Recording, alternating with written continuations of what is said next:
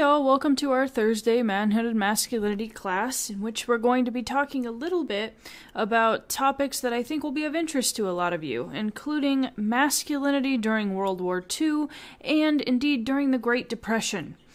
Now, we are kind of continuing our conversation on World War II today because, of course, last week we watched Coming Out Under Fire, which was very much about the experiences of queer men and women who had served in the military in World War II.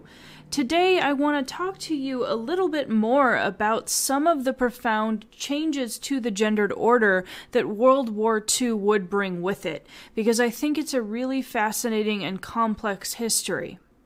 However, before we get into that, I want to spend the first part of the class talking a little bit about the Great Depression, right? The period that precedes the war. Because, well, a couple reasons. One of which is, I have a feeling this is going to seem very academically relevant, unfortunately, to a lot of us now. We are currently going through a period where many people are losing their jobs. Unprecedented numbers of people now find themselves unemployed, and according to some experts, we may be on the midst of a global economic recession again. So, glad to be starting this out on a happy note.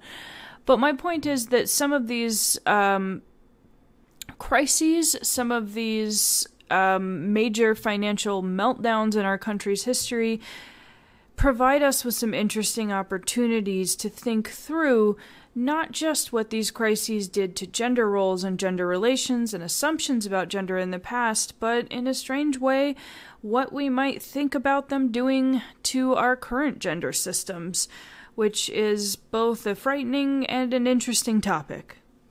So, when we start out thinking about the Great Depression, one of the very interesting things about the Depression is that you can see very clearly, just based on what we've already studied in this class, that the Depression would be something that profoundly interrupted previous notions of what it meant to be a man. Right? We have talked in this class before about the fact that for much of the 19th century, the dominant ideal of manhood in the United States was the ideal of self-made manhood, right? That you're somebody that may come from humble means, but you work your way up, you gain economic success, you become independent. This is a kind of, idealized characteristic in an American male.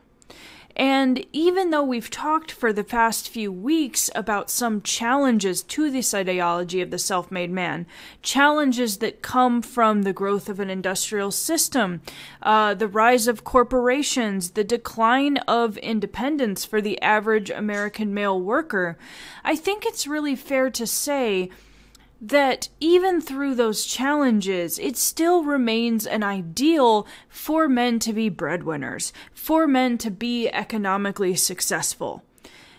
For instance, even if we were to look at something like baseball, right, which is very much, in a sense, about finding a sense of masculine validity and valor outside of a work environment, you still see from the Kimmel article we read that there's also this assumption that sports like baseball and other physical activities that men are participating in are going to make them healthy enough that they can become successful white-collar workers who are able to stand the pressures of those jobs without succumbing to neurasthenia. So this concept of the man as economically successful is really central to a lot of ideas about masculinity, even well into the 20th century, and I would say today as well. So, in a very obvious sense then, you can imagine how profound an effect the Great Depression would have on American men and on American gender roles. So if you're not familiar with the Great Depression, just a quick history. The Depression starts with the stock market crash of 1929, and it was more or less in full swing by about 1932 or 1933. Around that time period, Americans' overall income fell from about $81 billion to about $41 billion. So just a huge decline in national income, national wealth. 85,000 businesses failed. over 5,000 banks closed, and when those banks closed, they took with them 9 million savings accounts. And keep in mind, this is prior to the FDIC, which now insures your bank deposits. There's no FDIC at this point. And so when these banks fail, when these go under, just a tremendous number of people lose their savings and lose their shirts. Between 1930 and 1934, industrial production in the country falls by 50%. Unemployment rates skyrocket to the point that about a third of American men are unemployed. And men who were employed, right, who were fortunate enough to still have jobs during this period, are also going to see dramatic declines in their wages, to the point that many of them are not going to have enough money to sustain themselves and their families. And what that means is that in many cases, their wives and sometimes children are going to have to enter the labor market to make ends meet. Okay? Which is obviously, if you're somebody that embraces a kind of breadwinner ideal and hopes that, you know, if a woman does have to work, she's going to stop or give up her job when she gets married so that her husband can support her. If you're somebody that embraces that kind of particular patriarchal notion of the family economy, the Depression is going to be quite devastating because it's going to see larger and larger numbers of women, including married women, entering the employment market. Now, not only did many men struggle to hold down jobs and support their families, which led, among other things, to, you know, having to be quote-unquote dependent on soup kitchens or on public aid to make ends meet, they also suffered kind of physical disruptions to their sense of themselves as men. And I like this particular painting here, Will Barnett's Idle Hands, because I think it works in interesting ways to kind of capture the despair of this moment. It's painted in very cool colors. Our subject is hunched over so that we cannot see his face, right? In a sense, his individuality is obscured. He becomes a kind of symbol of American manhood. But if we look at his arms and hands, which for a working man like him would have been a profound source of pride, right? Working with your hands. They look gnarled, right? They're sort of muscled, but at odd angles.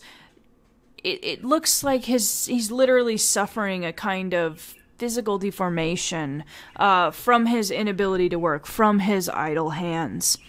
And similarly, if we think about what the ideals were in terms of men's body types at this point, we can also see how the Depression would fundamentally shake men's sense of themselves as strong, right, in a physical sense. So we didn't get to talk about this much when we had our lecture on sports, but one thing that was going on in the late 19th and early 20th century is you had the rise of a culture of bodybuilding.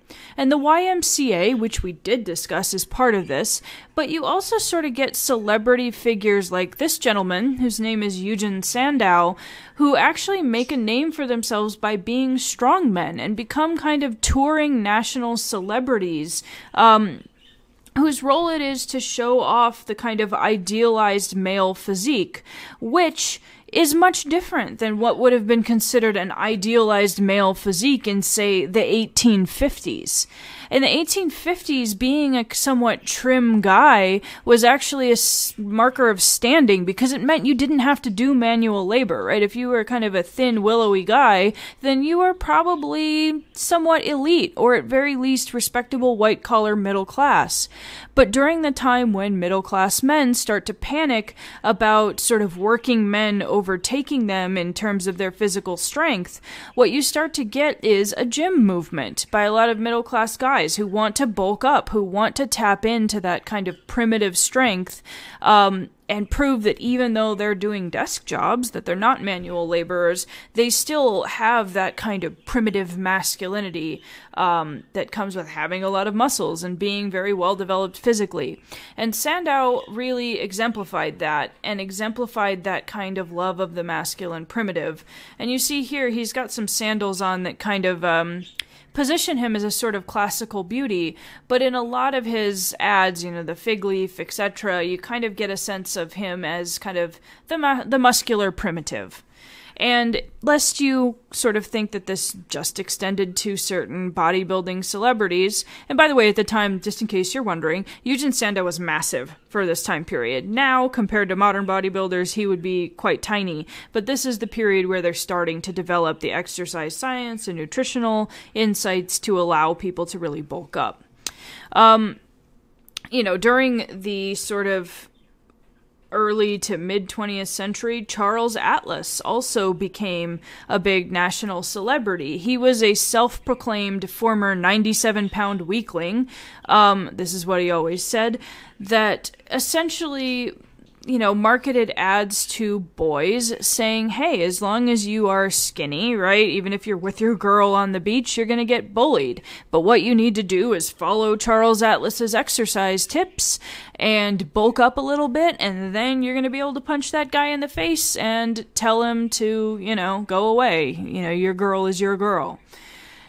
And so when you have these kinds of messages going out to young men about what their bodies should look like, you can anticipate how something like the Great Depression would very, very much, deprive men of this particular outlet of physical expression, because during the Great Depression, you have food shortages, you have significant rates of malnutrition, nearly starvation levels in many cases. And so the lack of access to food, much less the sort of means to go to a gym or exercise, means that a lot of guys literally see their bodies decline during the Depression period. It's really a public health crisis, and for a lot of men, it's a very emasculating experience. Not only are they out of work, but their bodies are weakening in very real ways. And so you can see the Depression is in many senses a kind of new, and I hate to use this term again, crisis in masculinity. But the Depression is also going to become a really interesting period for projects that try to revive and revitalize American masculinity in the wake of a massive economic disaster. So one question I'm going to ask you for the remainder of the lecture, I shouldn't say the remainder, but the next little part of our lecture, is what are some of the ways that people attempted to recast masculinity in order to allow the concept of masculinity and the notion that masculinity was something that was attainable to men to survive even during a period that seemed to threaten a lot of the quote-unquote traditional bases or standards for American masculinity. So one of these things I want to highlight for you right at the start is a very interesting little test, which is called the MF test. And I'm actually going to ask you to take a look at this test, either now or when you get to the end of this video. I'm going to put a link to the test in the description for this video, so you can go ahead and download that. It's just a little excerpt of some of the questions, but one of the things I'm going to ask you in our Zoom discussion is to take a couple minutes looking at that and then see what you think of this test. But essentially, just to give you a little background, it is a test that is also called the Attitude Interest Test, and it's pioneered by Louis Terman, who also created the Stanford Binet IQ test in 1936.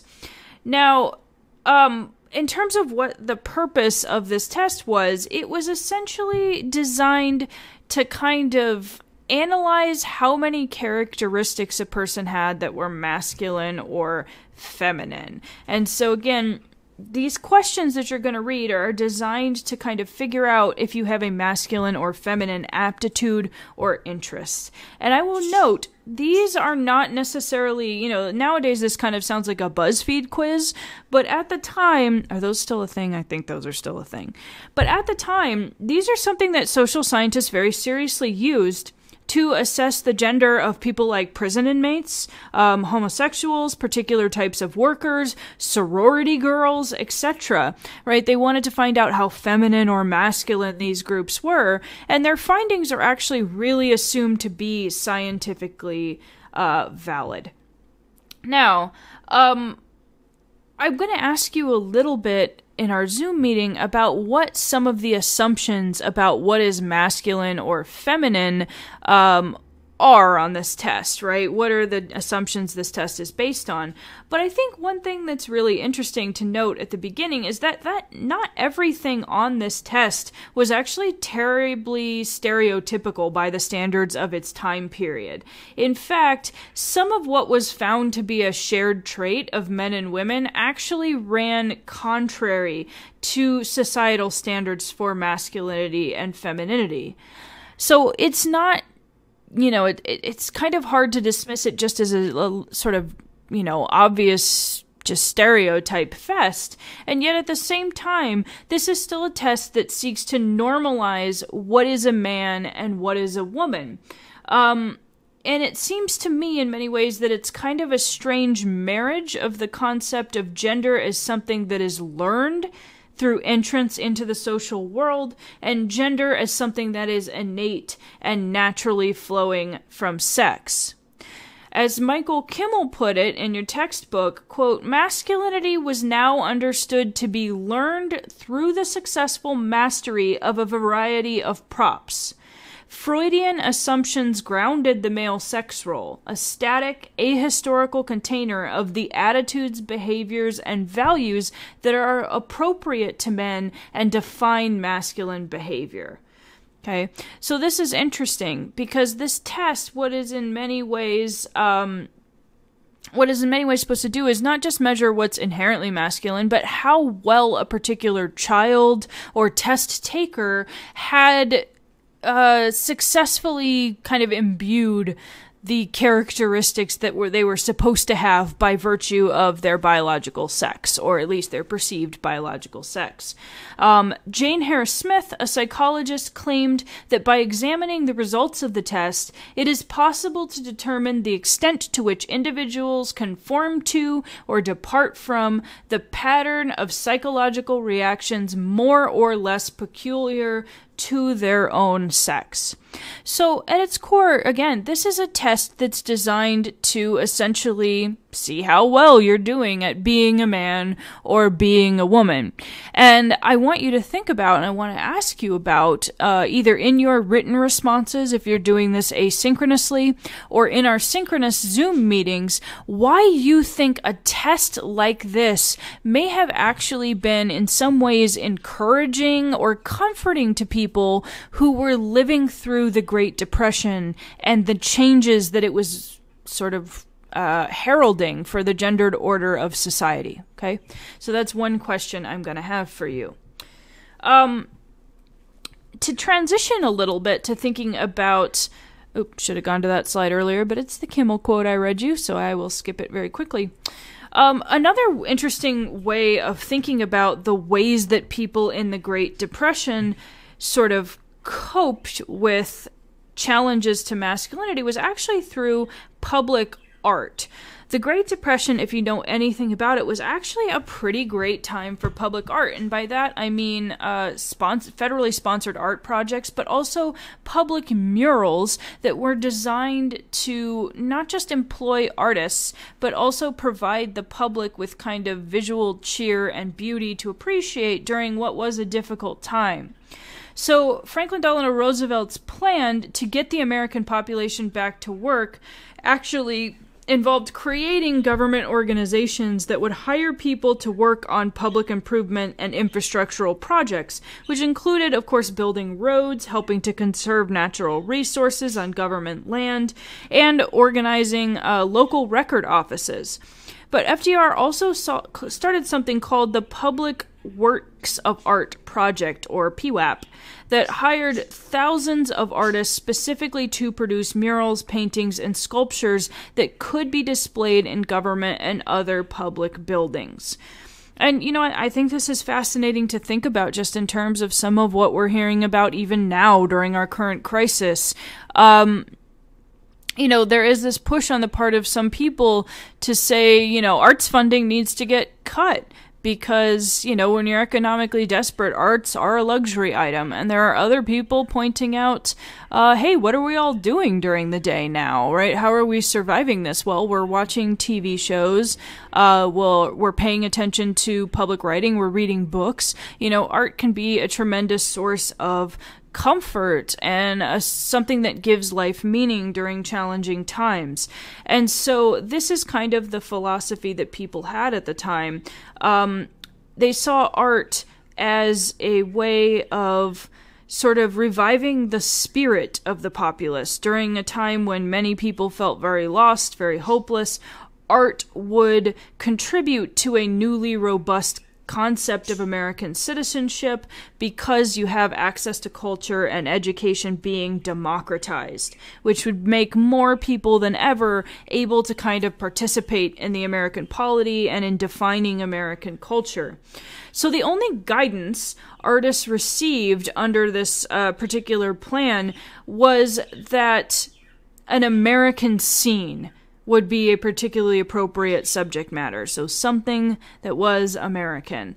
And that tells you something, again, about the intention of this artwork. It's very much in part of an explicitly nationalist project. It's about depicting the American body politic to some extent.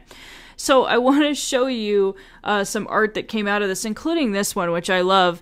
This is Paul Cadmus's painting The Fleet's Inn, and Cadmus was a New York artist who is here painting a scene of sailors coming into port, right? Fleet Week, the Fleet's Inn. And one of the reasons I want to highlight this for you is that this was a painting that was completed as a New Deal kind of project, but that was rejected. And I would be very curious in your Zoom discussions to see if any of you might be able to pinpoint, based on some of our previous lectures, why this particular painting, which, ostensibly depicts a patriotic scene involving military men coming into port, but I want you to see if you can perhaps gauge why this one got rejected. And I will give you a hint and say, among other things, Paul Cadmus was a gay artist. So there's your hint, and I will ask you about it in the Zoom meeting. Here are some other paintings that came out of this, and I'm going to actually pull these up as we do our Zoom meeting so that we can see if we can't do some visual analysis.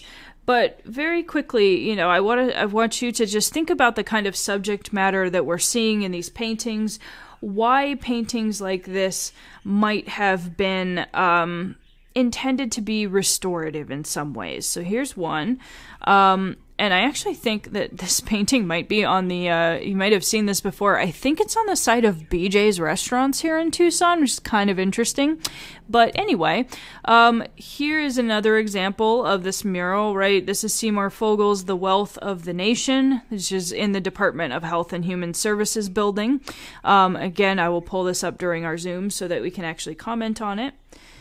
And here we have William Gropper, who is an American artist, talking about the construction of the dam, which I think would be the Hoover Dam. And so you have this painting that went up on the wall of the Department of the Interior. This is the study for the mural that would eventually go up. So when we think about how these murals functioned as a kind of statement on masculinity, or as a kind of effort to remake or revitalize American masculinity, I think they become quite interesting. So again, I'm going to ask you about those in a moment. Another thing that the New Deal did to try to kind of revitalize American masculinity was that it created a number of jobs programs. And these jobs programs were intended to take young men who might otherwise struggle to find employment and put them into a very kind of militaristic structure in many cases to work on public works projects.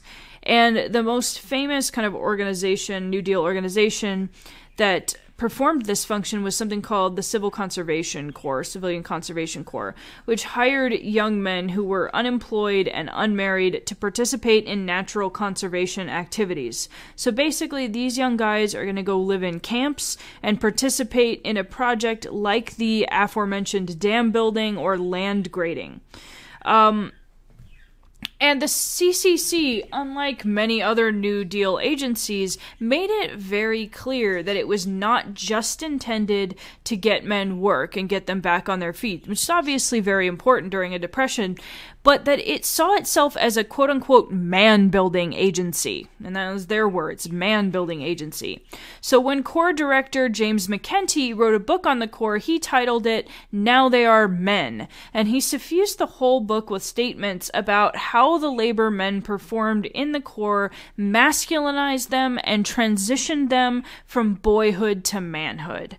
And so, for instance, McKenty wrote, when a CCC enrollee, that is what the CCC boys are officially called, has planted 25,000 trees, he feels like a man.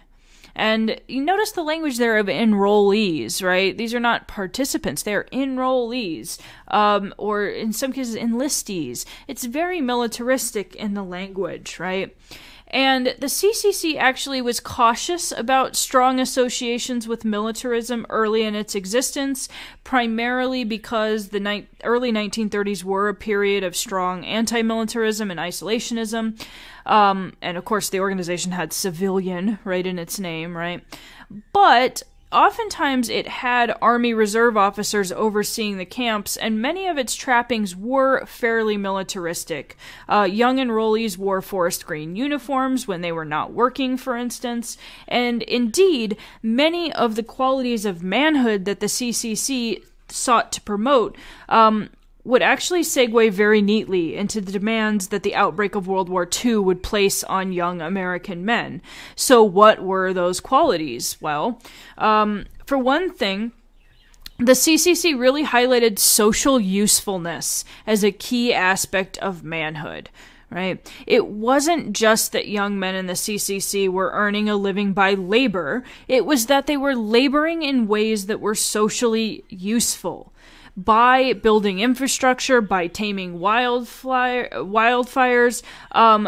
they were serving their country with their bodies. And you can see, right, if you look at this image, how militaristic this looks. They're not holding guns, but they are holding shovels. And there's this sense that this work, right, this work of national improvement is kind of parallel or on par with military service in terms of the work it does to secure the future and the prosperity of the nation, right? And so it's this kind of odd mix. It's on one hand, the CCC trains men to be independent, but it also trains them to be people who are capable of participating in a cooperative endeavor to better society. The CCC also liked to highlight a strong body. One of the things the CCC really took pride in is its ability to reshape the bodies of the men who enrolled in it. Men who went into the CCC during the Great Depression gained, on average, 12 pounds and grew a half-inch in height. And that was not 12 pounds of, fat. That was 12 pounds of muscle. And that was because they were working very hard, right? It's very arduous work. But it's also because the CCC had exercise programs for them and placed a really strong emphasis on nutritious diets. So you have all these men who maybe don't have good access to food at home, but they join the CCC and they are provided with regular meals. And through their participation, through both their work and their improved diets, they literally become physically stronger, bulkier, people who more closely fit the masculine ideal. And the CCC, by the way, also tried to instill young men with a great deal of pride in their appearance, perhaps because they realized the kind of demoralizing effect the Depression had on a lot of young men.